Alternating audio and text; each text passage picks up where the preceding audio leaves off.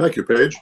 No problem. So as we acknowledged last year, Lake Talon and our vicinity, everybody around here is on the traditional and unceded territory of the Algonquins of Ontario. And actually, we have two First Nations in this particular area, the Mattawa North Bay Algonquin First Nation and also the Antoine Algonquin First Nation. And many of them are members of our association and work with us very closely back through the years and currently. So our mission statement is quite simple, really. It's working together to ensure an enjoyable tomorrow for everyone. And a new tagline that I don't know who actually developed that. Clint will maybe tell us. I'll take credit. Okay. I thought it was one of the students, but it's our own director and student supervisor.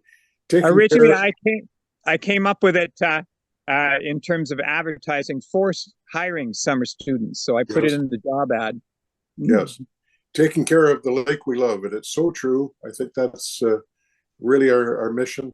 It has been for many years, but to see it formally adopted, we have it on our students' T-shirts and the director's T-shirts, and we keep it on our various media as well. So that is what we're here for, and our purpose is really to preserve and enhance and clean and healthy natural environment.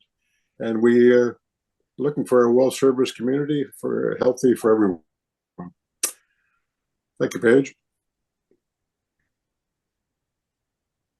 So we have four of our directors are here this evening. My name is Brian Baker. I'm the president. Scott Ross is the vice president. He's here on the lake as well this evening and has been for several weeks. Lorraine Poisson is our treasurer, and unfortunately she had some emergency that came up just this afternoon, and she was kind of in transit, but she can't be with us, but she's prepared a very excellent financial statement that you will soon see.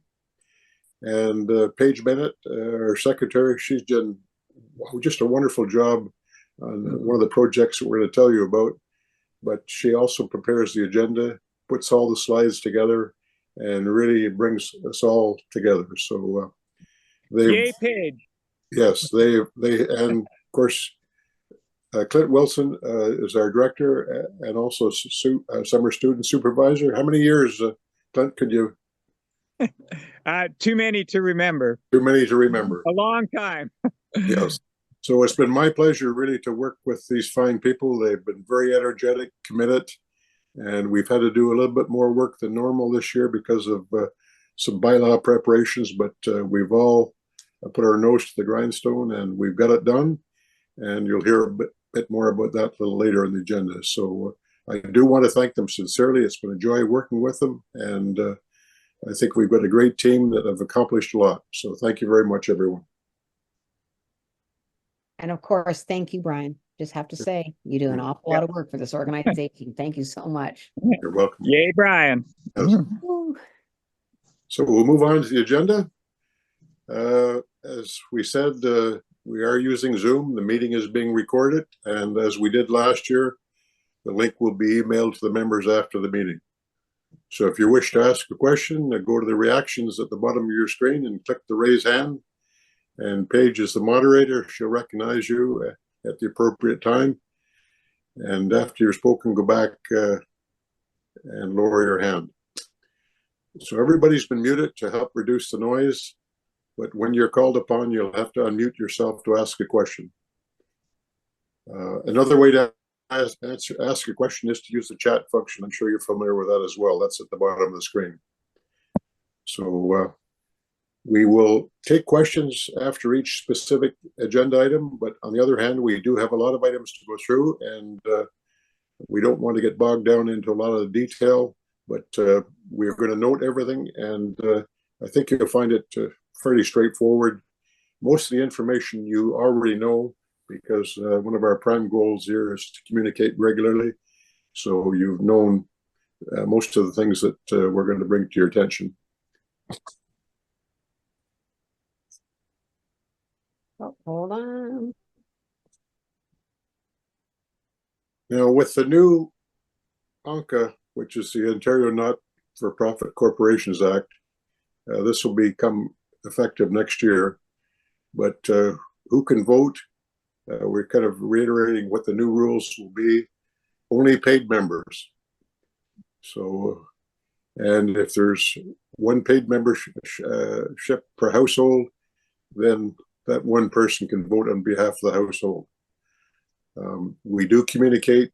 Anybody that's given us 2 email addresses, we do send everything out to both individuals at that one residence or cottage.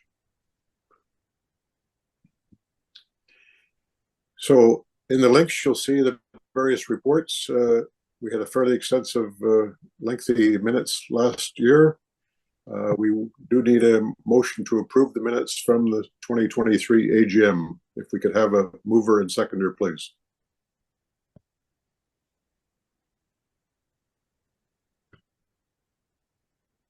I'll move. Moved by Clint Wilson. Yeah. We have a seconder. Second, Barry Pond. Barry Pond. Thank you, Barry. All in favor of the motion to approve the minutes from the 2023 AGM? Yes. Yes. Yes. Okay. Declare the motion carried. Next item, please. Oh, So as I mentioned, Lorraine is not with us tonight, so we'll go through the slides. I think we can say that this association with the present directors and the circumstances we've had over the last 3 or 4 years, the history will show that we've come a long way in terms of our bank account. We're in a very solid financial position. We do have the books audited each year.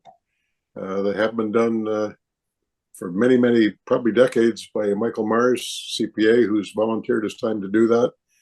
Our treasurers, previously Nancy and now Lorraine, provide Michael with all the records, the bank statements, the check listing, any invoices, so that he is able to go through and satisfy himself that things are in order. So thank you, Michael.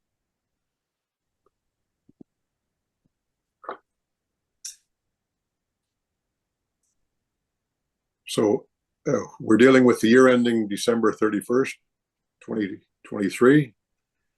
There's our revenues. Excuse me. And of course, we had almost $17,000 in the bank at the beginning of 2023. And the total cash that we had after we had payments from Canada Summer Jobs, the Yes Employment Services, and also Ontario Parks. Those are the 3 big ones, along with our membership. And very significantly, this is very surprising. Most people won't realize that we receive a fair number of, actually a significant amount of donations from our members. In 2023, it was over $3,800. So our primary expenses are, of course, with the students, the gas and supplies and their wages. The FOCA membership, which is the Federation of Ontario College Association, we do pay membership there. And they are a very vocal and organized group of all the cottage associations in Ontario. They're very well run, and we do get a lot of resource material from them. We did have some dock tag expenses, which we recovered. And there was some boat repairs of the students that we had to look after last year. And of course, the wages were about $6,800, which is very significant for the students. So that will show that we actually ended up the year at $20,881. That is, obviously a very, very nice number. And it was up over the previous year, and it has been up significantly over the last 5 years. And of course, the reason for that, to be quite straightforward, is the Canada Summer Jobs. One year we actually had both students receiving Canada Summer Jobs, and that was at 100% payment. So that really helped our bank account get back to where it should be. Of course, we do have the $3,500 coming in from from Parks Ontario as well.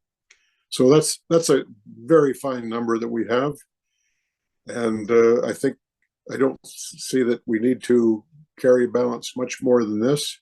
I'm not saying we're going to start throwing money around again. We never have, but we're in a good, solid position, and I think that bodes well for the association. So you'll see the numbers of the net income. We've been in the positive side the last 3 years.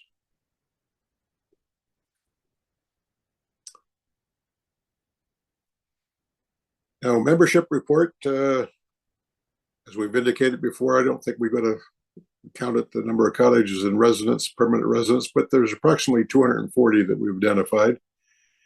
And we're at this time in 2024, we have sold 153, which is slightly above last year, but we still have another couple of weeks to go, and we actually will probably be re-invoicing some people that maybe just forgot about it. And so we think that it's quite possible to get to 170.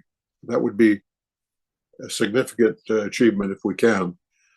And one of the reasons that, and Clint has always said this, and I agree with him now when you see the numbers, I think Lorraine has said that about of those 153, 60 of them or thereabouts has been identified as being as a result of the student contact, where they've talked to the cottagers, residents, and convinced them to renew or actually to sign up. And starting last year, they actually went into Camp Conowongo and went into the marina, the campground at Talon Lake Marina, and they sold some there that people wanted to support our organization. So I think the membership is in good standing, and I think that I'm really hoping we can get to 170. That's kind of a real milestone. So I think I've covered where the dollars go. It's basically primarily the students, FOCA, and insurance. Brian, 180 would be 75% of the 240 Yes. cottages on the lake. Yes. Just saying. Yes, it's as a goal. It's certainly my goal. Yes, I think we've had a little bit of a surge here in the last few weeks. Actually, the students are going to be out this Saturday doing some more memberships. And I know people have said, "Oh, I miss them. Have them come by." So I hope we get to 170. I feel very proud of that. Everybody's worked to get that done. Next page. Yes, just as I said, we need everybody to take a bow. The students. Lorraine is exceptionally, she's really got this QuickBooks working nicely. Her record keeping is amazing, how she keeps all the membership up to date. And so thank you for everyone for their support. We would like to have a motion to approve the financial statements that have been prepared by Lorraine, our treasurer. If we could have a mover for that motion. Ken Davies, I'll move that the financial statements be approved. Thank you, Ken. A seconder? Clint Wilson, I'll second. Thank you, Clint. All in favor? Yes. Yes. In favor. Okay. Yeah, in favor. Yeah, consider the motion approved. Thank you.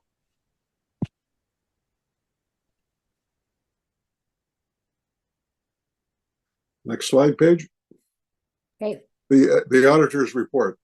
So that's part of the financial statement, but I think we should approve the auditor's report. This is something that we find in the bylaws, the new bylaws, that you should approve the auditor's report. So if we could have a mover and seconder to receive and approve Mike Mars's statement from last year. I will so approve. It's Jack Jones from Thank you, James. Jack. A seconder, please. It's Alan Ross. I'll second that. Okay, thank you, Alan. All in favor? In favor? Okay, in favor, yes, thank you. Aye. Motion is approved. Should we be asking if anyone is opposed as we go through? Okay, we should do that. Yes, I will. Okay, move on. I thought this motion is quite appropriate. As I said, Michael's been doing the books voluntarily. So we have a motion here to, and this is also an ANCA requirement. If the auditor does resign, then that should be approved as a motion. So the motion is that the resignation of Michael Myers, CPA, as our longstanding LTCA auditor be accepted with gratitude and sincere appreciation for his many years of service to the association. I would like to move that if I could.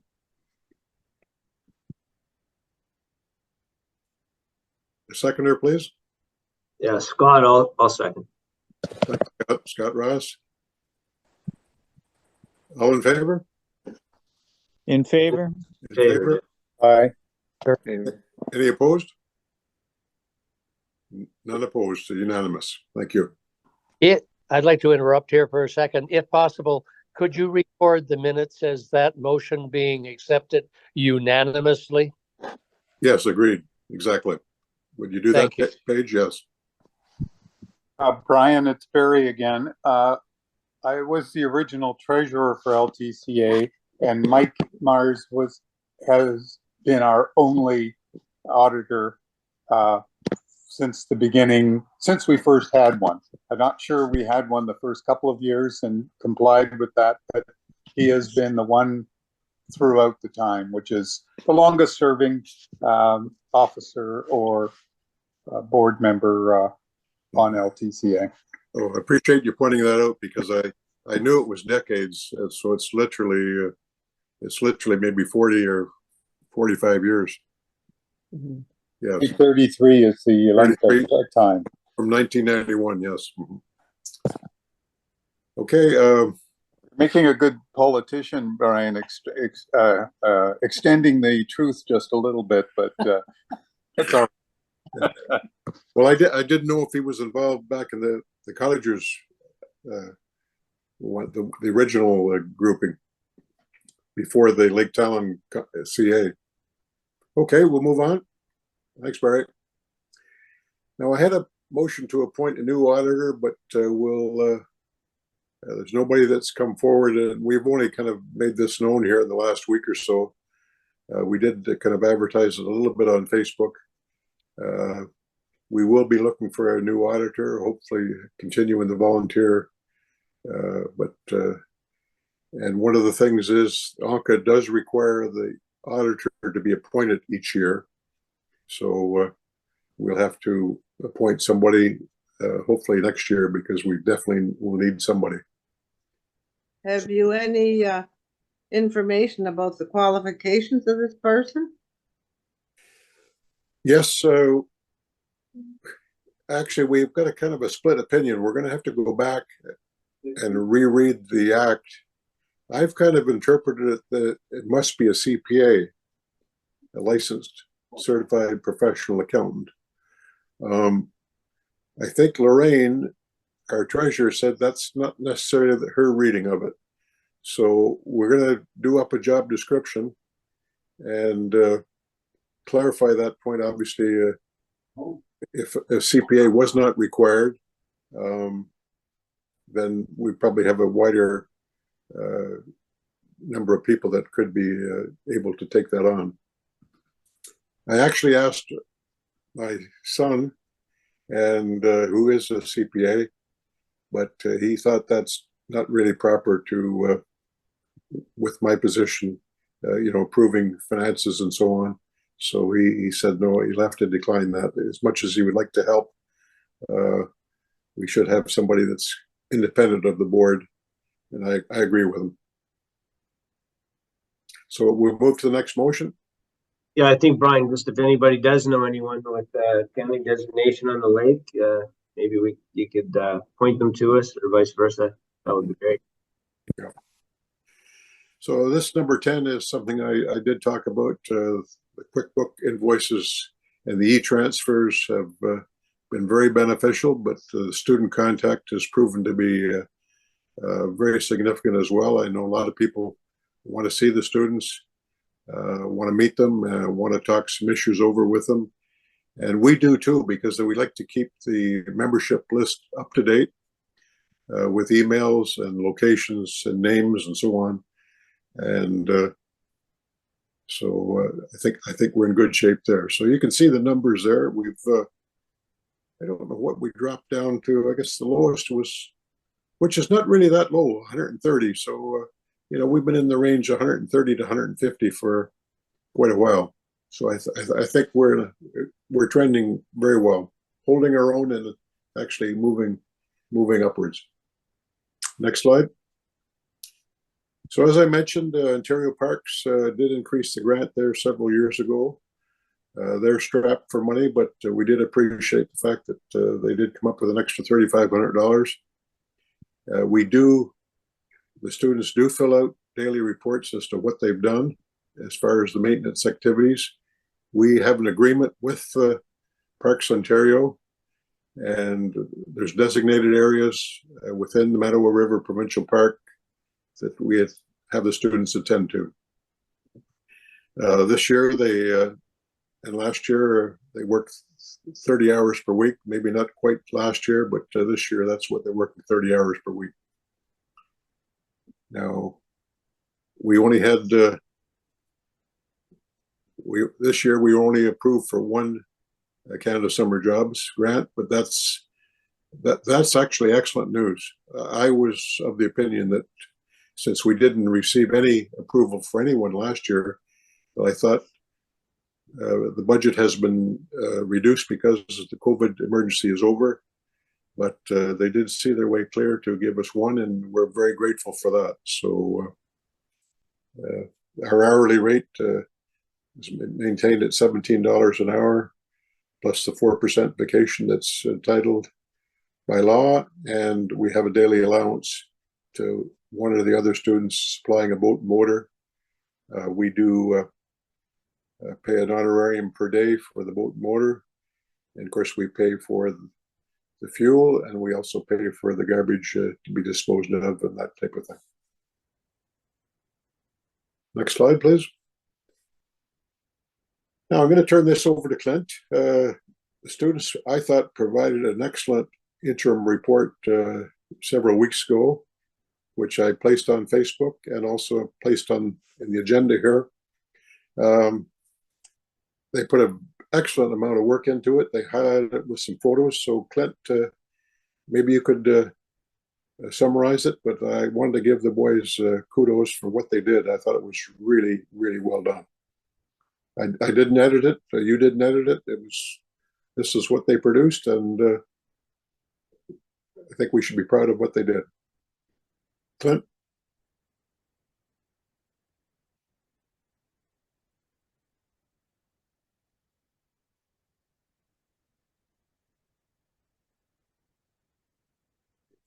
Anything you wish to add, Clint? Clint, you're muted. There we go. Better? All right. Yeah. So our two students have had a great summer, and our two main students are Landon and Marcus, and I want to thank them for all their hard work. There's a picture of them there on the left t-shirts.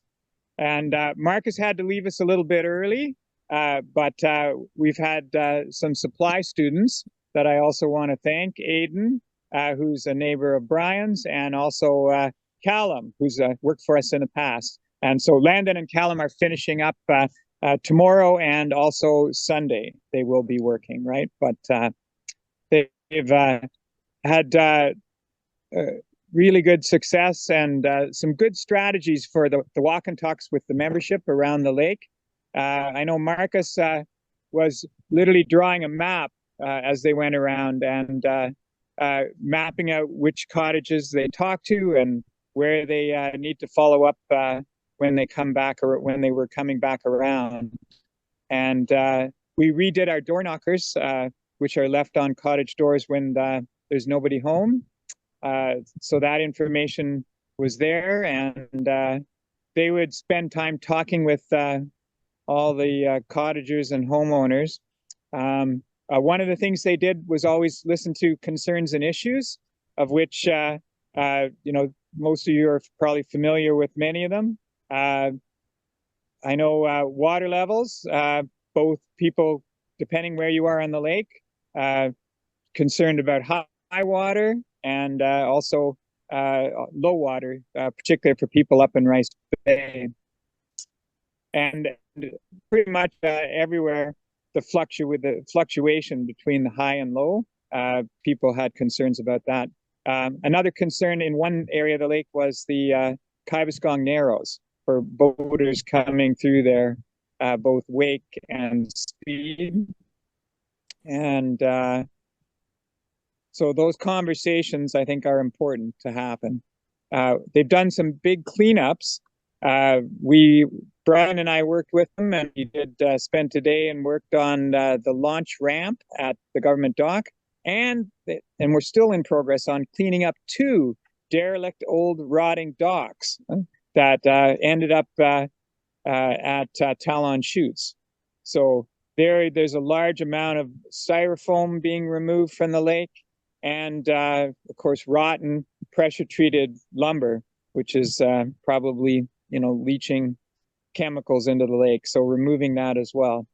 And grassy is a major focus for cleaning up, heavily used on weekends, lots of day use, lots of boat camping and canoe trip groups coming through. And we ran into some park wardens there this year as well. And they were busy identifying officially, believe it or not, camping spots, and also prohibiting camping, which was new. And they ended up signing Blueberry Island and Medora Island as day use only. Enforcement of that, of course, however, is another question. But so successful summer, both in memberships and in maintenance. And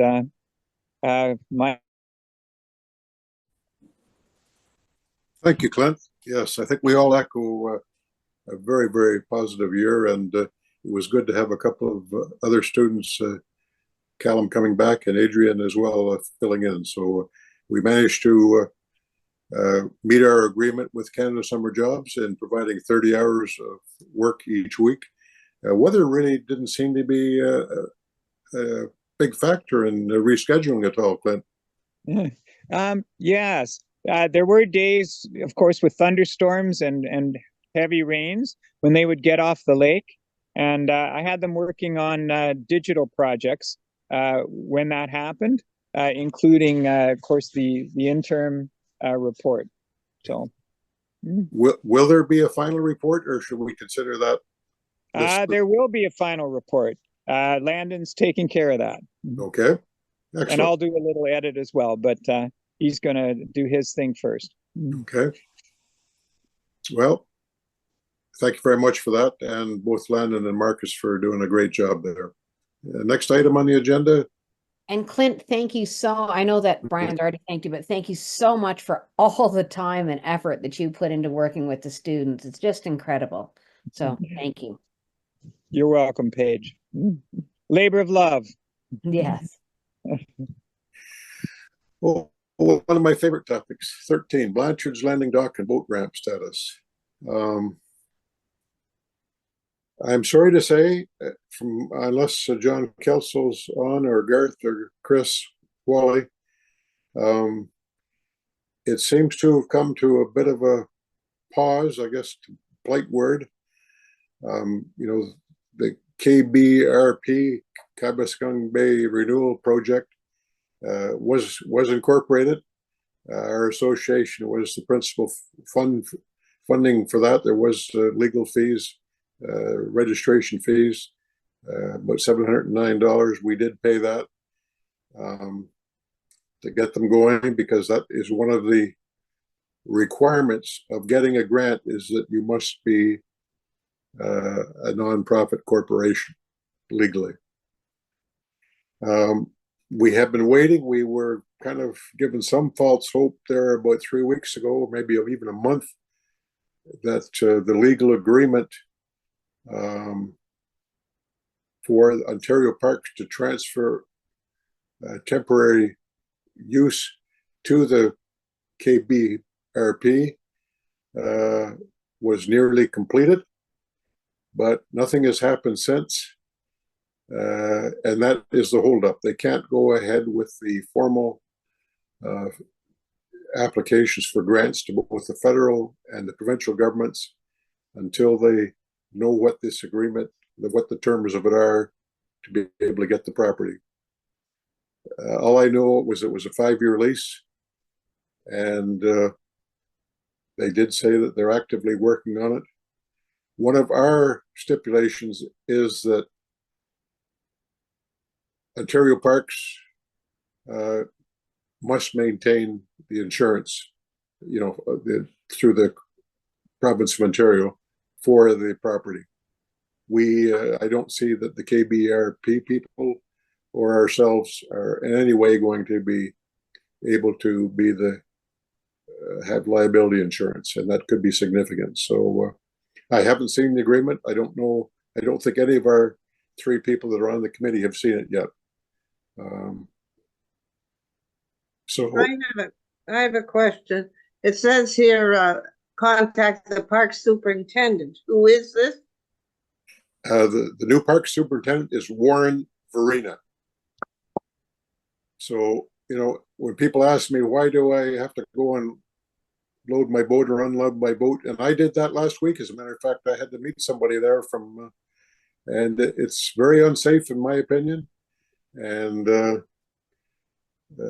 that's who's still responsible for it. Ontario Parks, they say they have no money. And if the dock gets to the situation where they consider it unsafe, they will remove it. So there you go. First off, to me, it could be replaced in a matter of a week if somebody wanted to, but apparently they don't. Now, what concerns me is obviously we have a provincial election barreling right at us within probably another 6 weeks or 8 weeks. Of course, everything, when an election is called, then everything is kind of frozen as far as funding and that kind of thing. You never know who the MPP is going to be after the election. And more importantly, on the federal side, we have a very influential member of parliament here, Anthony Rota. He has indicated he is not standing for re-election. So we've lost a very, very key person unless they can get something going very quickly. He has indicated that he would be strongly supporting funding. So that's why I'm so disappointed on many facets of this. The thing is just really hasn't moved in years, and we just seem to get the runaround all the time, and it's not that big a deal. Now, of course, the application is being made is going to be very significant because they're looking at dredging around the dock itself, possibly in the marina and maybe the Narrows, and also in Sharps Creek as well. So I don't, but it will probably be done in stages. And I've always said, as far as we're concerned, the first stage must be a new dock and dredging around the existing Blanchard's Landing. So if we do hear anything, we will pass it along. Is there anybody on the Zoom call tonight that can add any further? Okay. If we do hear anything, you'll be the first to know. Number 14, water level management. Nothing has changed there. Nothing has changed except that they have another new person looking after it this year. The water levels seem to be much more stable this year. I think it's mostly because of the weather. It hasn't been too many significant rainfalls that, for example, last 2 days ago, we were supposed to get 75 millimeters here, and we got nothing. And people up in Chapleau and New Liskeard got 100 millimeters. So we've missed I would say 3 or 4 very significant rainfalls, but I have contacted the operator, and he's not overly communicative at all, but sometimes I ask him, like, when are you going to be lowering? When are you going to be raising? And he will report back to me. We did hear a few years ago that because the Talon Chutes Dam is within the limits of the Mattawa River Provincial Park, that pending provincial policy was to transfer those types of, if they were within a provincial park, the responsibility would move from MNRF to Ontario Parks. But nothing has come of that, so we'll just have to wait on that. Item number 15. This is a carryover item from last year. We had a tragic drowning last year. Late David Deedles perished there. We presume it was because of high runoff. His all conjecture as to whether his boat flipped or whatever. But unfortunately, he lost his life there. And that continues to weigh on us. And we know that the chutes, I think many of us have experienced it. If you happen to enter those narrows when they've drawn down or in the process of drawing down the water, you can get a tremendous current there and whirlpool action. And particularly if you're on a light boat or you're kayaking or paddling a canoe, that can be quite dangerous. They did accede to our request maybe 7 or 8 years ago to put up a sign, but that's not totally effective. I think a lot of people probably don't see it, and they look in front of them and they know they have a destination to get to, and they proceed accordingly. I don't know if Dale Chadburn is on the line here tonight. Yes, I am. Yes. Dale,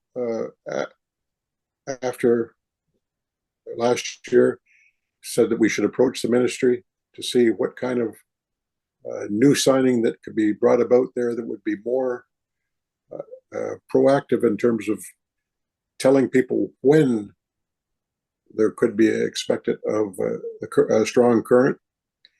Of course, obviously the first time would be in the freshet when there's a big melt and they pull most of the logs. But there's several times during the year that when they do pull the logs, there is a strong current there for several days. I did communicate with the representative, and they basically said, well, we can't really see our way clear to. Basically, the request was that the ministry provide a sign there, a flashing sign saying, beware, strong currents ahead, that could be remotely activated at times that they should know that the current is strong, so that it would be more believable. People would get used to it and know that when that sign is flashing, yes, you've got danger definitely ahead. They didn't agree to that, but they did say if we have an alternative, they would be available to consider that. I don't know what the best alternative is. Dale, if you have some ideas, please. I don't have any ideas currently, but I am willing to take that on and study it a little bit and make some recommendations. Yes, I mean, you see it on the highways. We all do. Every day you see the big billboard there on the trailer, and they obviously communicate to that. I saw the one when I was into the city the other day. Highway 17 West is closed at Burner. I mean, and they have a system, the police do, or the MTO, where they can send out that signal to that various signs like that, and turn them on and off at their discretion when they know that that warning is no longer required. So that's the technology I think Dale is thinking of, and I'm thinking of. How it can be brought to that spot usefully, I don't know.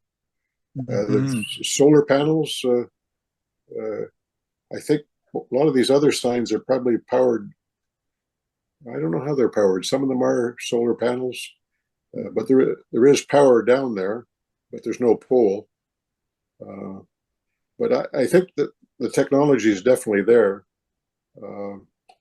I think in my mind, if I was in their shoes and I've thought about this, I would think they would want to be very cautious on the liability front as well.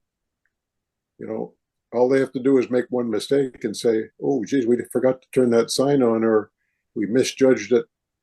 That, you know, we think the current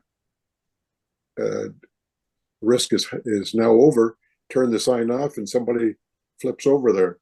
So I think that's probably one of their issues, that they don't want to get into something like that.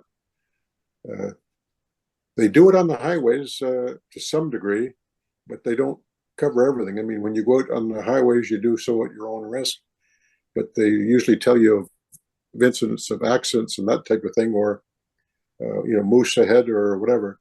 So so we'll leave that with Dale, and I will, you know, do some searching on that as well. But they've really left it in our bailiwick to say, okay, you tell us what you think would work, and then we will assess that and determine whether we can improve that. In my last communication with them, I did say that, you know, we feel strongly enough about this that we would be prepared to pay a portion of it. Yeah, Brian, if I could just say, and this is kind of obvious, but that current only occurs after there's been an extreme high in the water level. So the water's gotten away from them, whether it's in early spring, you know, with the spring freshet and the snow melt, or a big storm, or for whatever reason, and they go in and they pull, you know, a ton of logs all at once.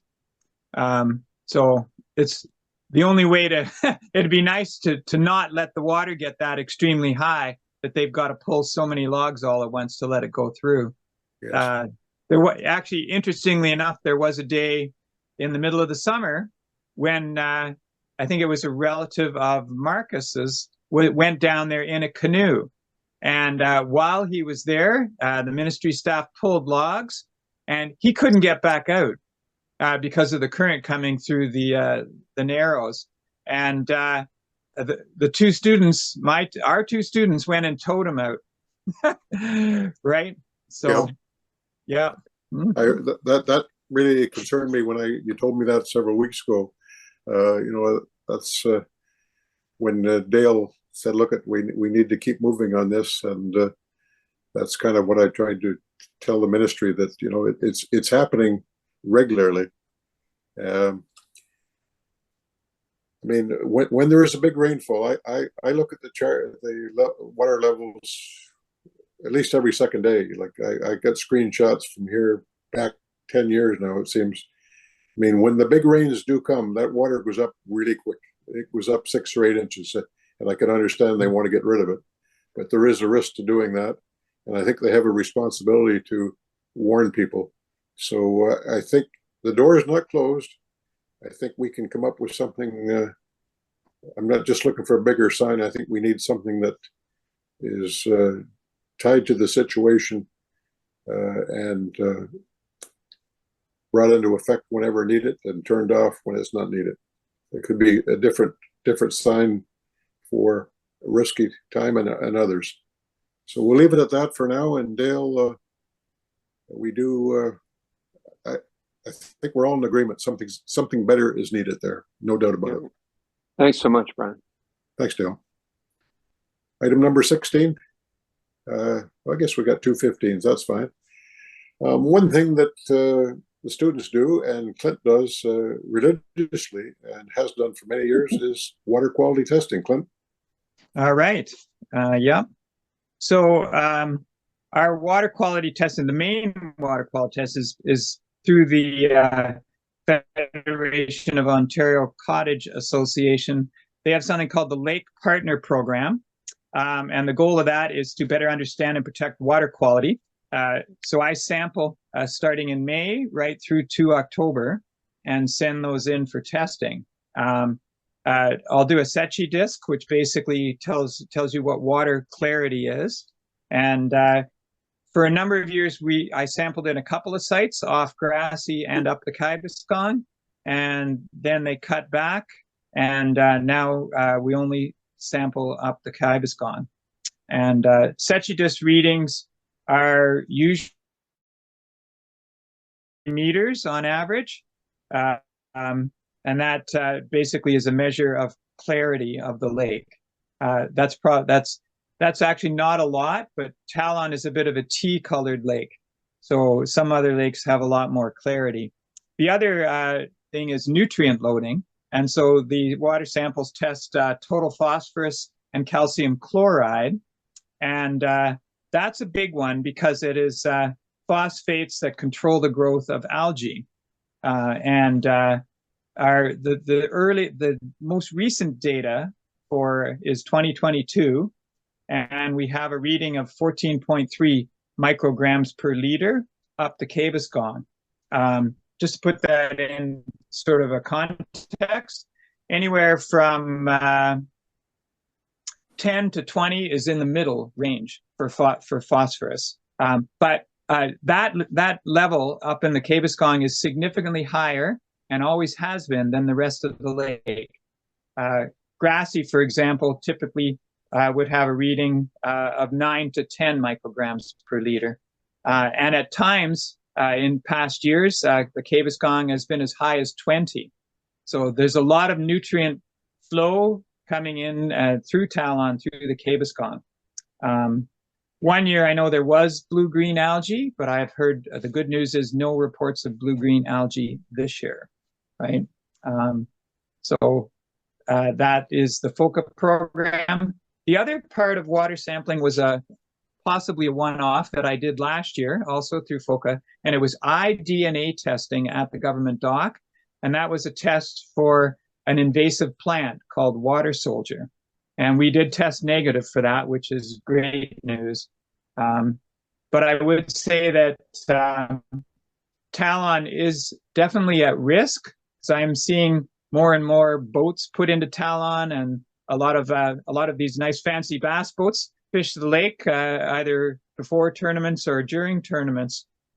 And so there are many lakes, where Eurasian milfoil has spread, and unless people are washing their boats and checking, and of course there's no control whatsoever on our government dock.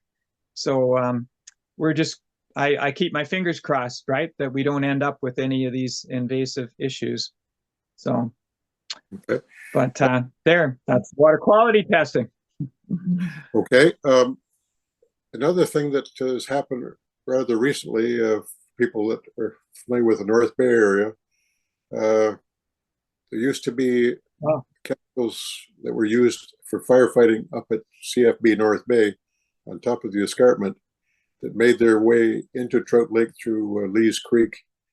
And these are now identified as these microplastics that to some degree, and it really can't be filtered out. There's really no treatment for it. So they are testing, and there's going to be some remediation up at the CFB. They have tested several spots on Trout Lake. They say it's within the guidelines. Some people say the guidelines are too generous. They've also tested, I think, in Turtle Lake. And I've asked them specifically, the Minister of Environment, to test Lake Talon. We haven't got a reply back on that, but they did acknowledge receipt of that request. And I know the Trout Lake Cottagers Association are very active in researching that too, because there's many people draw their, well, of course, the whole city of North Bay draws the water from Trout Lake, but many people are like us draw water from the lake as well for drinking. Number 16, the Algonquin land claim. This is very surprising to me. I would have bet money a year or two ago that they were very close to signing an agreement with the province and the federal government. But there's been no news really this last year or so. I thought we might even see something before an election. My only, there has been some concern even amongst the First Nations themselves as to the agreement who's to benefit, who isn't going to benefit. So I think they may be waiting on issues that the First Nations peoples are resolving amongst themselves. But that's only conjecture on my part. But if you do recall, there was some lands to be transferred, in close proximity to Lake Talon. In fact, on one of the shorelines, I think, as I recall. So no news there, and we'll await anything further unless somebody knows something that I'm not aware of.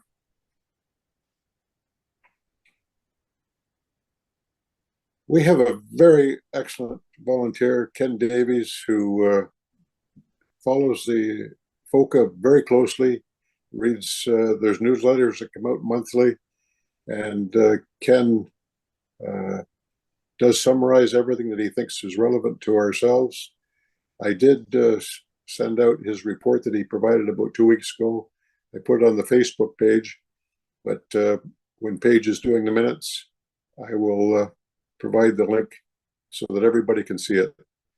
But we are all, because LTCA is a member of FOCA, that means every member is also a member of FOCA, every individual member. And there's several benefits that can be, there's Rogers, there's a whole bunch of things. And apart from, say, financial incentives to, purchase a product or insurance from somebody, they do a lot of very good things. And one of the things that they've been doing in the last little while is how people should do their property as far as capital gains goes. There's various legal things that you can do to will or set up a trust or whatever. So anybody can go on the FOCA website. They're updated regularly. You can sign up for the newsletters, no charge. And I think you'd benefit from doing that. Number 18, Marcia Pond has contacts a number of people, government agencies, and so on around the lake. Marcia, as far as land use and logging, it doesn't seem like there's been anything too significant recently, but what's your latest report? I had a good response this year from Jennifer Bash, the technical specialist at M&R. And I think we're very fortunate that Lake Talon is in the Champlain Park, because all the area surrounding it pretty much is protected from logging or clear cutting. But she did send 2 maps. Would they be able to be included in the after report? Definitely, yes. Okay, and the maps show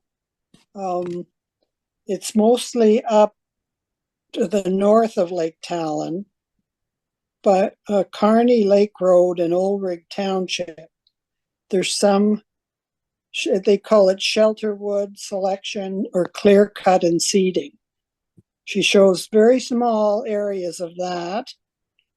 And in another area, it's planned silviculture operations, which is tree planting, tending, site prep, and there's little areas of that. She also gave me information about the operators that were doing the work, but it's not close to our lake, so that I think we're very lucky that way. So that's about all I have to report. I didn't get any reply from Champlain Park about land use. Thanks, Marcia. Yes, I suppose the downturn in use of lumber and wood chips, the unfortunate closing at the former Tembec site, Temiskaming, may be reducing demand in the immediate area. But yes, there hasn't been much going on close by the lake that we might have had maybe 7-10 years ago. Thanks, Marcia. Okay, if you have those maps, you can put them in the report. Will do. Yeah. Okay, thanks, Brian. Good. Thank you, Marcia. Brian, it's Ken Davies. I had a problem with video as soon as they went to turn the video on, and I had to go back to settings. As soon as they did that, I got kicked out of Zoom. So if anybody had any questions about the FOCA minutes, I'm here to answer them. Thank you, Ken. no, I'm just encouraging everybody to go on the FOCA website, sign up for the newsletters. I mean, you're not going to necessarily, everything is going to be applicable to ourselves here because they're covering a lot of issues, in cottage country, which we are. But I find the organization is very well run, very progressive, and good communicators. Yes, and they have a new president, and she seems to be doing an excellent job. She's very aggressive. Thank you, Ken. So Ken updates myself regularly, and if there's something that is of use and of interest, we'll be sure to pass it along. Number 19, septic pump out for water access properties.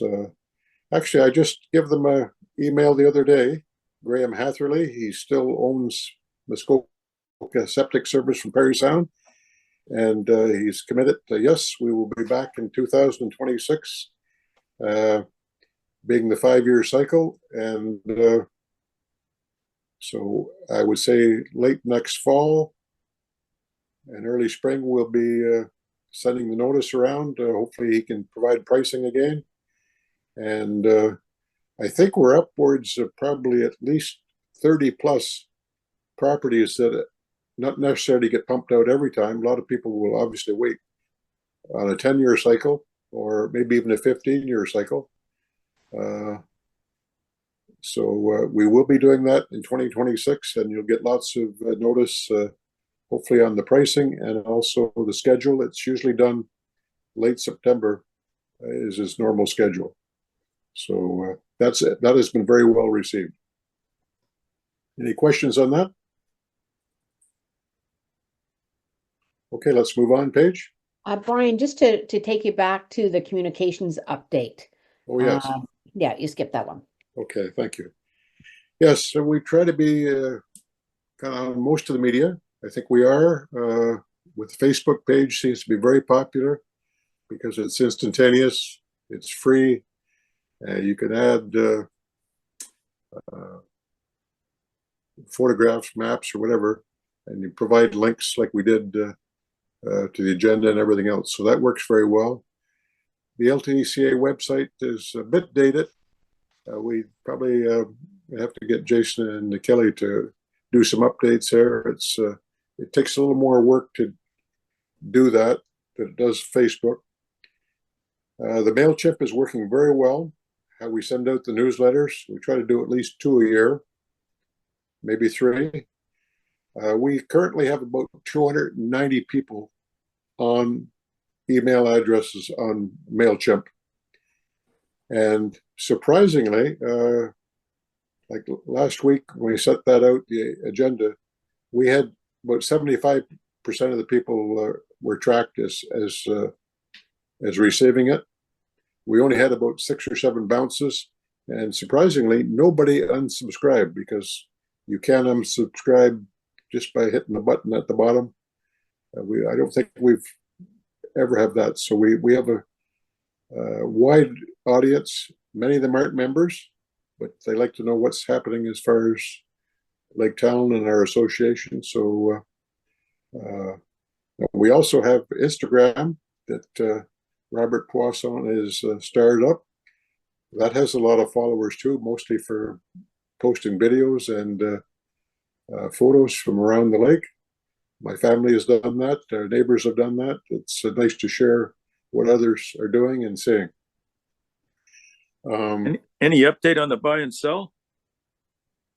On the which? The buy and sell for Lake Talon? Are we going to get one?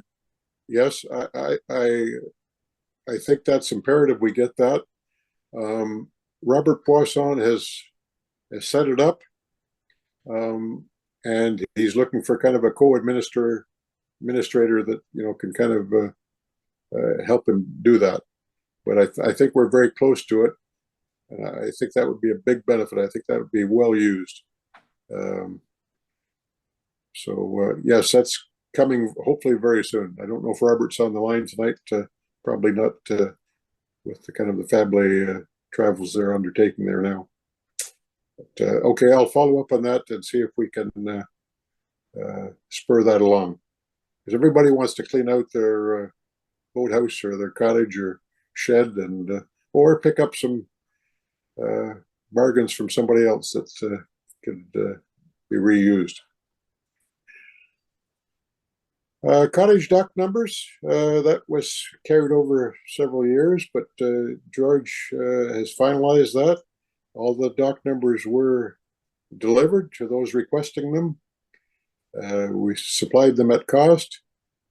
So that project is now concluded. And I think it was very successful. I don't know how many in total we have now, because these signs have been kind of ongoing probably for maybe 20 years, with people wanting to add to them. So it's, I know some of the utility people I've talked to, they say it's quite helpful for them as well. Okay, the next item. Ryan, it's Barry. Could I just ask to very briefly to add a comment on the buy sell? Could it also be, if it's going to be launched, buy, sell, and free? Determine the option of free. Yes. Because many of us, or some of us, just want things to be used and not necessarily get money for them. You know, yes. Toys that have outgrown and they're on the other people have kids or grandkids coming along and could benefit from them. So that's. I would say I would agree with you. I think that's the principal role of this new group, to reuse good materials that no longer are needed in that particular cottage or family. Thanks, Barry. Okay, item number 21 is the directors. In the past, the directors have just moved 1 year to the next unless there's a resignation, or and that's what is going to happen this year. All our officers, or all our directors, have confirmed that they do wish to continue. That's myself, Scott Ross, Lorraine Poisson, Paige Bennett, and Clint Wilson. We do have that vacancy in the financial review. Ken and Kelly and Jason, Marcia and Clint are going to continue on. So we will get a motion here to approve that. Just go back 1 second. I guess we should do that first, then I'll talk about, we do need additional volunteers, particularly lake stewards. So let's have a motion on that from somebody that is not on the current board, if you would. So a motion to reappoint the current board of directors for 2024. I'll make a motion. Thank you, Mary. Do we have a seconder? I'd second it and double the salary. Okay. Thank you, Barry. All in favor? Aye. Okay. Aye. Any opposed? Is there anybody that wishes to stand for election on the board? Okay. Thank you. I consider the motion. Any opposed? So I consider the motion carried. So I'll talk briefly about Brian, excuse me again. Just, there are a lot of people who do things in the volunteer capacity on behalf of all of us around the lake, and as indicated by the names on the board of directors. And thank you to all of you. Large and small contributions are all necessary and appreciated by those who sit back and watch and benefit. Good. Thanks, Barry. Well, you've certainly done your part in forming the association, and we've had lots of support throughout the lake.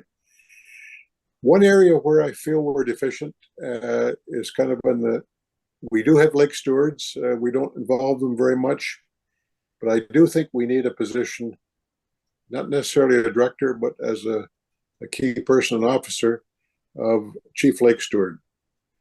There's other things that we should be getting into, but which the current board, myself, and the others just do not have time to take on new projects. I would say one of them would be definitely is the hazard marking. Fortunately, there's some people around the lake that take the time and effort to go out and put markers out on several points or on rock shoals. I don't know how many we would have, but I would say there's probably I went up to Camp Conewago the other day. I'm sure there's about 7 or 8 of these locations. You know, obviously down in the Talon Chute Narrows, there's one there. There's 2 at Shields Point. There's one on the point, and there's one across in the rock shoal there. There's another one up in those islands there, small rock outcrops at Greens Bay. There's one up where it's very, very shallow, and probably the most dangerous one up as you come into Rice Bay. Many associations, and I'm talking many of them, do have this as one of their key responsibilities. And of course, there's liability involved, but our insurer through FOCA says that that is permitted. There might be a small increase in premiums, but I don't think it's going to be significant.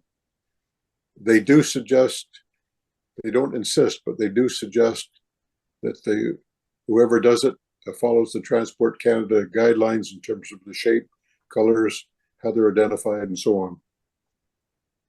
So I think, and a lot of them would, you know, they all would probably be removed or placed early in the spring and removed late in the fall, maybe around Thanksgiving, and all these record keeping done accordingly as to when they were placed. And then they should be checked regularly too, which we could have the students do July and August. But so there is record keeping involved, and there's replacements and so on. The cost would be, I'm sure, would be into the $3,000 or $4,000 range. But I think that's in everybody's interest to have these markers out there. Some of them may actually be flashing lights, improve quality even better than what some of the volunteers have put out. So that is one function that I think we should really try to bring forward. I have been acting kind of as the liaison. They want one person to act as the liaison with regards to water levels. That could be obviously a very appropriate thing for the chief lake steward to do as well. And so I think there's 1, 2, or maybe 3, 4 items that that person could take on, but he or she would need assistance as well. We don't want somebody going out to placing markers and so on without somebody going with them and helping with the recording and placing them safely and that type of thing. So I don't know how we're going to get this person. And of course, we don't want to overwork that person. I think, you know, one task at a time. The matter of liaison, I don't spend very much time on that at all. I only get involved if there's something that's fairly obvious that, geez, I keep watching the charts and I wonder if they just forgot to look, or something that the gauges malfunction or whatever. And I always get a fairly prompt reply. In fact, usually same day or next day. So we will, I think the board's with me on this, that the chief lake steward is something we do need. As I say, many associations have them, and I think it's the time is due. We have the resources to do it, and I think it would be welcomed and a good project for us to take on. Okay, we'll move on. So these are the things that we've been working on this last, actually seems like 6 months or more. So the Ontario Not-for-Profit Corporations Act requires all not-for-profit corporations, including ourselves, to draft corporate articles and bylaws by October 18th, 2024. I think they've had a 3 or 4 year window. Here's some of the guidelines that, if you wish to dig into what's required. Fortunately, one of the legal aid associations took this on because there's so many nonprofit corporations in Ontario, all facing the same dilemma of what do I do, and who do I copy, or how do I get resource material? So they provided a very extensive template for everything that's required in a bylaw for a nonprofit. and you pick and choose from them, or they give you guidelines as to what you must have and what you can add or delete if or not include if you wish to. So we've spent, I would say, maybe 10 meetings on this, back and forth, thankfully, with Lorraine and Paige, kind of getting everybody's comments together. And I think we're definitely at the point now where we're bringing this forward for a review and approval. I think the only thing before, you must appoint your directors every year. You must appoint your auditor if there is a resignation every year.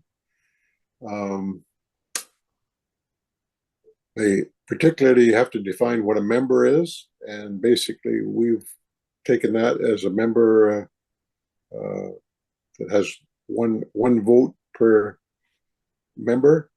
So say there's a husband and wife or two partners or two owners for a cottage, we require that only one of them can be designated as a voting member, but proxies are permitted. So even if that designated member is not able to vote, they can designate somebody pre-proxy to vote. It's a continuation of the same principle that the directors are to be unpaid. One of the things that it does require is, just lost my train of thought there. It's how the meetings can be called. Right now, basically, a meeting of the members is called by the directors, but members can actually call for a meeting if there's sufficient numbers to do so. So that sets out who can call for a meeting, the time span that's notice must be given, and how the meetings when is to be carried out. And also, the housekeeping is who chairs the meetings, how voting is to be done. For example, the chair or the president only has one vote. Even in a tie, there's just the one vote. So as Paige is scrolling through it, there's a policy as to what happens if a director has to be removed when they cease to hold office. And of course, there's liability that the directors are protected as long as they're doing due diligence. And conflict of interest is obviously a big item because we're handling a significant amount of money. There can't be any conflict of interest, must be declared. And we are going with one class of membership. And the membership is January 1st, as it always has been, January 1st to December 31st of that year. Now, in the case of something coming up amongst the members that want to call a special meeting, they can do that, even though, say that there was a need to call a meeting between January 1st and, say, July 1st. We've put something in there that says people that were paid members in the previous year for the purposes of calling a special meeting, those people are still eligible to call a meeting even though their membership technically is expired. One of the other things is to what happens if and when the corporation would become defunct. And because we have such a significant amount of money in the bank at the present time, can you scroll to that one page? Yeah, just looking for it, 2 secs.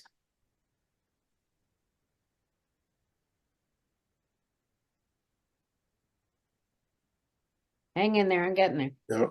Yeah.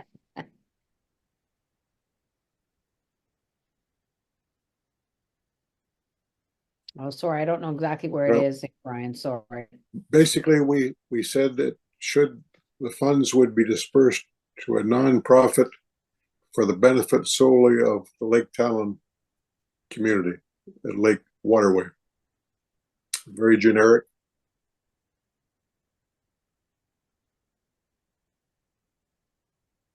We don't ever see that happening, obviously, but it's something that had to be put in there. And then it's just position descriptions. Yes. So I think this is good to have this. As I said, we've put a considerable amount of time into it. You can continue to tweak it one way or the other, but I think we're solid there now. And the bylaws can be changed. Can be changed by the directors with the approval at the annual general meeting. So it's not set in stone that this is the way it will be forever thereafter. If we do see something that does come up, then we will recommend a change. So I was actually talking to my son. I said, I don't think there's any such thing as Anka police. I don't know. I was going to Google that today to see once this bylaw is passed tonight, which I presume it hopefully will be. I don't know whether we actually file that with the provincial government or whether they check on it, but here it is. So I think we should we have a motion to approve that. Move to approve the new bylaws. Thank you, Barry. We have a second to approve the new bylaws for the LTCA effective for next year, 2025.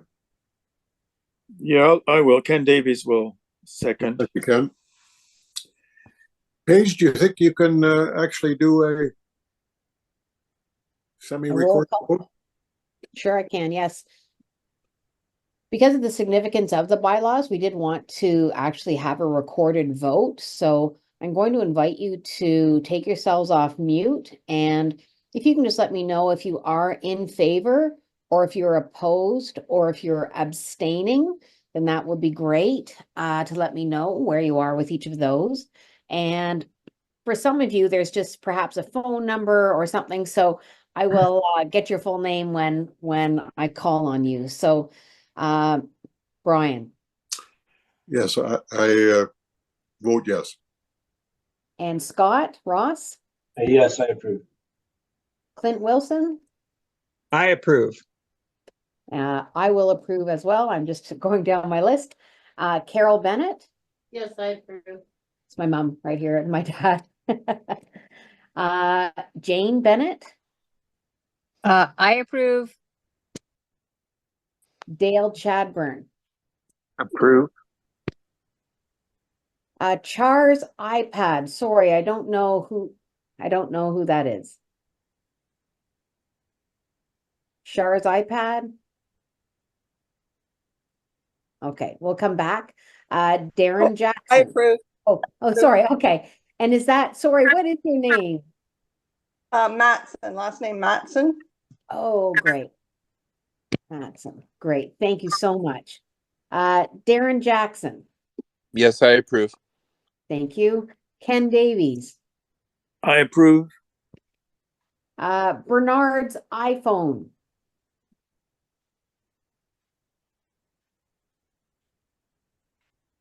Bernard, are you there? Okay, we'll go on to Alan Ross. Approved. Cindy and David Chadburn. Approved. Thank you. Bill. Sorry, Bill, I don't know your last name.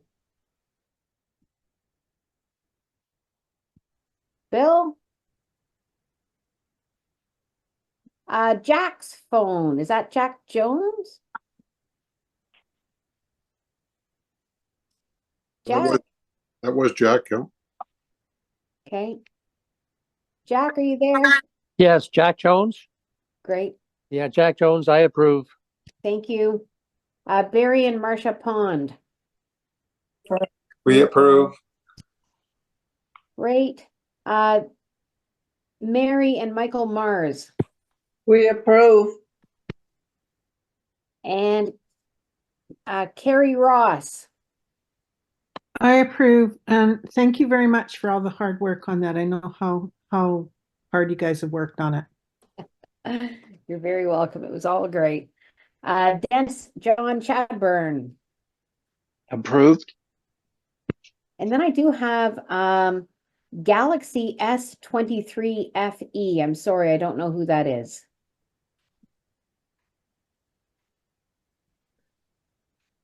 Do we have Galaxy? You still here? Okay. How about we have a phone number here, 705-303-9250. That's Cindy and David Chadbourne. Oh, okay, great. Thank you. We already gave her approval. Yeah, you did. Yeah, great. Okay, so that is carried then. Did I miss anyone? Okay. So Brian, that's carried. Thank you very much, everyone. Excellent. Thank you. So we also, as part of that, articles of and special provisions to review and approve. The link is there. I think this is very straightforward, just a couple of lines there. Can you see that okay? Yes. So the purpose for which the corporation is incorporated is to obtain and distribute information to members of the corporation respecting issues relating to Lake Talon, and to provide an organization through which concerns about Lake Talon may be addressed. I think that's very similar to what was originally prepared by the founders in 1991. And there's a special provisions. So there's number C there, sub C, is upon dissolution of the corporation and after the payment of all debts and liabilities, its remaining property shall be distributed and disposed of at the discretion of the directors to a not-for-profit entity for the benefit of Lake Talon. Okay. So I think we just call for a raise of hands on the motion to approve this page. Yes, great. We'll need to have a mover and a seconder. I'll move that. Jack Jones will second it. Thank you, Jack. All approved? All in favor? Yes. In favor, Yeah, I approve. Opposed? Yep. Okay, the motion is carried. Thank you.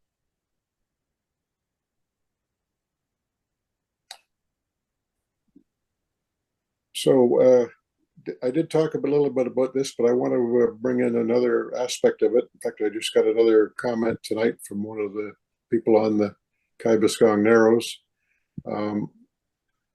We definitely need this lake steward to make this hazard markers go, but one of them is wake and speed markers, which predominantly the only place that I know of would be at the Kybascong Narrows.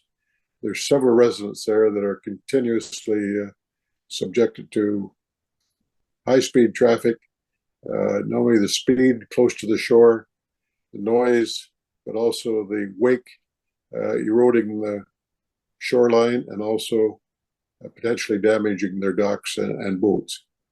They have on their own tried to put out marker signs to warn people which channel to take.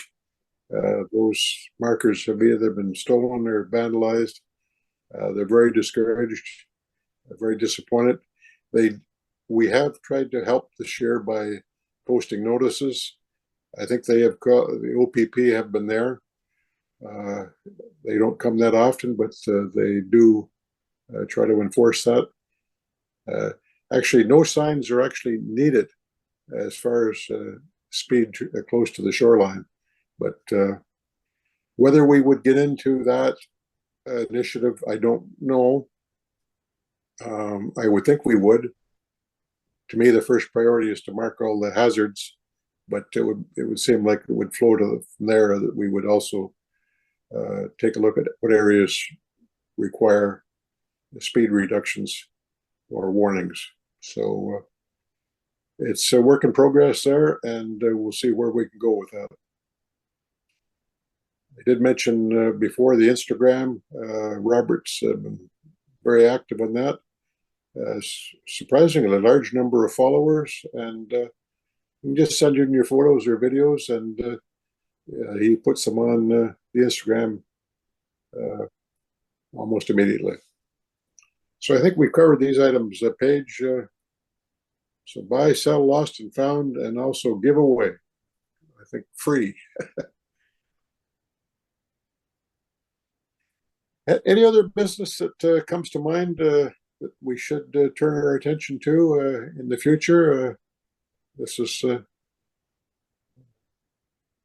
time to do that. We can always be reached at laketaloncontact@gmail.com. I get emails regularly. I try to respond to them very quickly, and a lot of it's for information. But latterly, this Kybeskong Narrows has been probably the most common issue being raised. I just wanted to say something about the reef at the bottom of McCool Bay. A lot of people hit that reef, including my boat last year from somebody, I won't say who. But that reef, once we mark it, we're going to have to educate people that on the way in, they keep to the left, on the way out, they keep to the right, because it's a very long reef of boulders, and it is struck, according to my aunt, many, many times each summer. So that will require a special marker, and then people have to be trained on what that marker means. Yes, Ken, I agree. And I had the experience of going up there last week with the students, and Callum is very experienced. He camps at Camp Conowongo, and I was watching over his shoulder there as we got to that marker, and he went on the side I wouldn't have gone on, but I presume that since I go up there very rarely, he knew where he was going, and we were good. But that is always the question as to which direction you're coming from, which marker color you should bear, starboard or port side. So it would be an education process, and there might have to be more than one marker they're put there, because it is very significant reef for sure. Comment on another topic. I'm just wondering if there's any future possibility of having a hybrid meeting. I definitely miss not getting to see my fellow lake folk. Just a bunch of names on the screen. You also get no opportunity to speak with other people. It's been on my mind, seeing as I don't see him here. Is Mr. Council still come to the lake? Oh, yes. Yes. In fact, he had the Talon Lake Sunday School 78th anniversary this year. Oh. But yes, he will be back here shortly. He was just, his family were here, and a very good friend of mine, and everybody else down in Shields, Greens Bay. Yes. And by hybrid meeting, I meet where those of us that can meet in somebody's house or whatever, and this also the screen is shared with those who are unable to attend. Yeah. The issues previously were weather. One is parking for both boats or vehicles, and a willing host. And now we're down to, basic Talon Lake campground and marina, and also Camp Conowongo. I don't know if it's practical that we'd ever use. The one good thing with Camp Conowongo is they did have a covered facility there. On the other hand, they have virtually no boat parking. So the logistics of getting together, even though very admirable, I would love to be together and see everybody and put names to faces and talk a little bit more freely than you can here. I agree with you, Mary, but I just don't know how we could do it. But let's put that in the minutes, and if the directors can look at that, and then of course the other thing is, if you do have a remote meeting, then how are you going to do the Zoom meeting for the others? Because the Wi-Fi, well, for example, I needed to make a phone call at Camp Conowongo last weekend, and you cannot get cell phone coverage right at Camp Conowongo. So to make everything work, it's very difficult.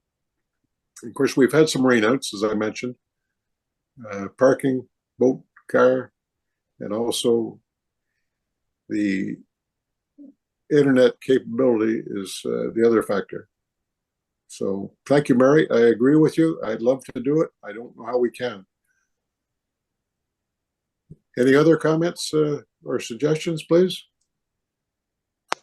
Hi, it's Darren Jackson. I'm actually new to this. This is my first meeting, and I just wanted to say how impressed I am with just the efficiencies of everything running here. And it's been a really good experience to be part of this meeting, and just impressed with what you guys are doing to take care of the lake. I'm actually a newly retired teacher, so I have more time on my hands now. So I'm, just trying to get my feet wet with this meeting and see what it's all about.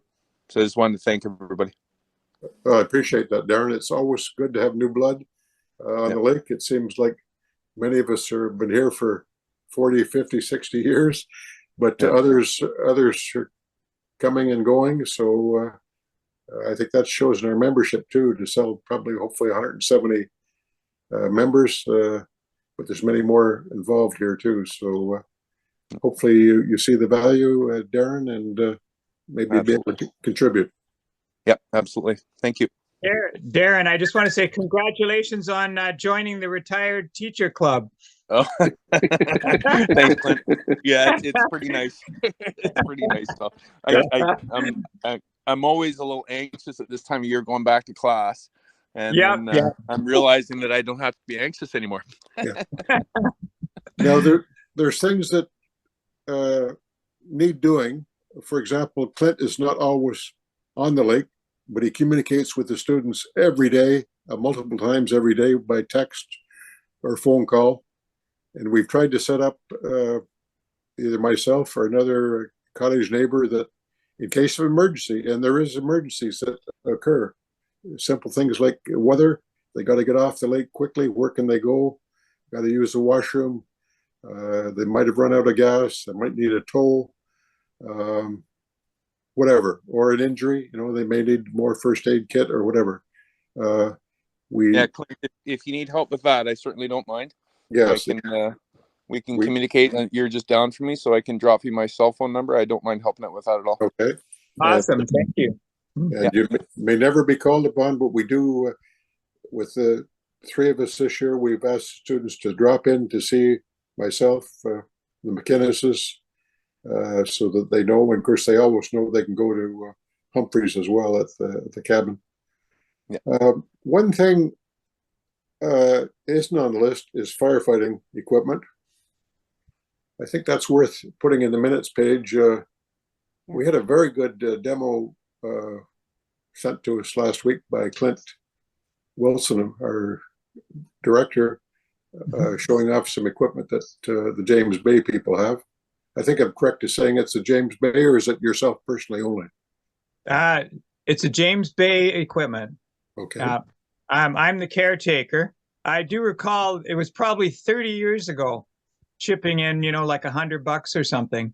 So yes, I know the Mullins were involved, and George McClellan might have been involved too.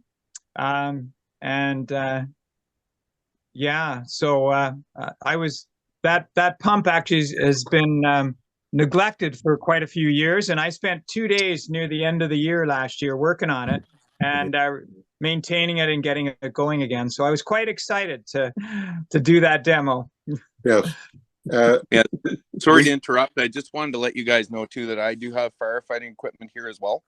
I bought an Echo full pump, and I believe I have 150 or 200 feet of hose.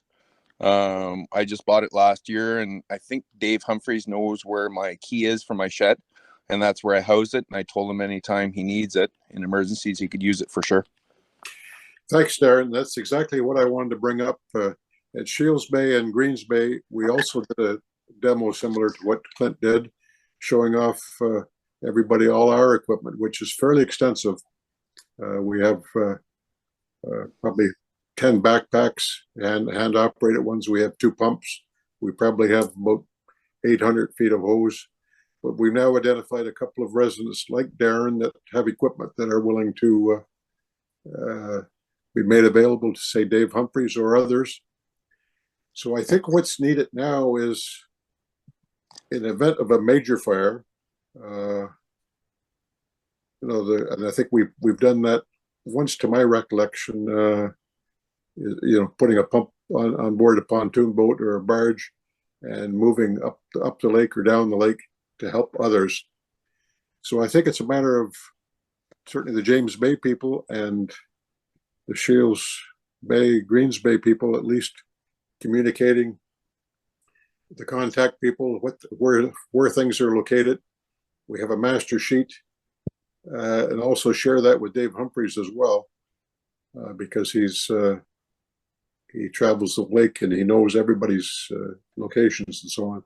So I think we could help each other and feel a lot better. We're not going to act as kind of a central fire department at all, but there is a point where in an emergency you might need some hose, you might need another pump. For example, we have I think about 6 sets of firefighting bunker gear, a couple of helmets. All these things can be utilized by others as the time requires. So I think there's some coordination that can be done very quickly there. If there's other people on the lake that we'll put this in the minutes in the newsletter, that this is an initiative that we want to. It's a matter of communicating who to talk to and what they have, and I think it would benefit everybody. So let's make a point to do that. Brian, like in a perfect world, there'd be like a Lake Talon fireboat, right? With the equipment ready to go to wherever there's a fire. Like the fire at Blueberry Island 2 years ago is an example where cottagers saw the fire and did a bucket line to put that out. Because if that hadn't been done, the entire island would have burnt. As it was, half the island burnt. Yes, I agree. Figuring out the logistics, however, big challenge. Yes, but we can start, and some people just put it in their phone and say, okay, firefighting equipment, Lake Talon, here's who to contact, and they could at least try to mobilize some people. And of course, that's always my fear. There's a fire and there's nobody here to use the equipment. Exactly, right? Sure, because sometimes we're up, sometimes we're not up. Yeah. But I think there's enough equipment now that people should, and nobody's going to be concerned about saying, "Oh, we're going to take that equipment and go up the lake to fight a fire." Well, that's only natural. Everybody would say, "Yes, bravo, do it for sure." Yeah. Okay, let's do that. I think simply done, and it can be added to, revised year by year. But I think more people like Darren are saying, I need to be able to protect my property and the neighbors. We just have to look at Jasper. Fires happen and they go so quickly. I guess it's probably, maybe I've been here over 40 years. I know my neighbor's place, Sid LaFramboise, is burned to the ground, and I've never seen such heat and fire. Of course, at that stage, you probably couldn't have put it out, but you got to protect adjacent properties too. So, Okay, anything else? We'll call for an adjournment. I think it's been very successful. I appreciate some of the newer people that joined us and stayed with us for an hour and a half. It's great to know that the people are interested in the association and want to participate. Brian, sorry, this is Jane, and this is Jane Bennett. So I just want to say how grateful I am to all of our members and the work that you have done on our executive, because I know firsthand how much my sister has done along with all of you. So grateful, and thank you, because our lake is better because of all of you. And I just wanted to make sure that we captured that and acknowledged the efforts that all of you have done, not during the summer, but during the winter and all of the months in between when we're all enjoying our time in the summer. You guys are there working during the winter, and thank you very much to all of you for everything that you've done. Well, Yeah. Jane, that's very much appreciated, and you're very accurate too. There is a lot that goes on that people have no idea. Just imagine 280 email addresses, trying to keep those straight and accurate, and phone numbers and people's names, and it just goes on and on. But the systems that Lorraine has put together, myself to some degree, and Paige, making that job a little easier and not as much drudgery now. And so thank you very much. We're all proud to serve here, and we just want to improve year after year. Thank you very much. So we'll call for a mover to adjourn the meeting and a seconder, and we'll go and watch the Blue Jays. I move to adjourn. I'll Clint. second that motion. Thank you, Clint. Thank you to everyone. Okay, so Paige has got another life as well. She's very busy doing the things that she's a specialist at. So when she gets the minutes done, there is absolutely no rush in having them, and we'll get them out there. And meanwhile, start to think and work on some of these other items that we've identified. Thanks very much, everyone.